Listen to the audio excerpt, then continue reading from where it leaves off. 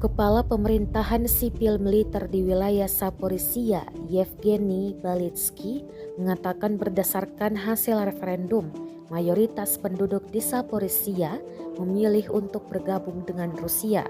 Sebelum resmi mengajukan permintaan untuk bergabung dengan Rusia, penduduk Donbas serta wilayah Kherson dan Zaporizhia telah melakukan pemungutan suara.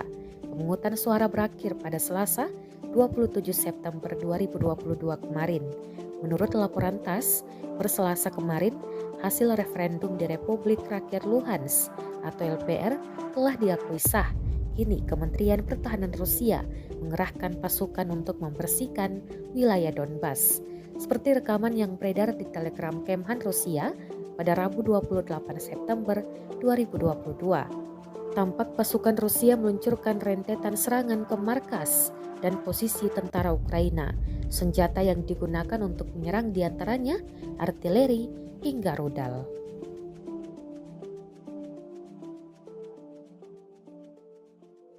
Terima kasih sudah nonton.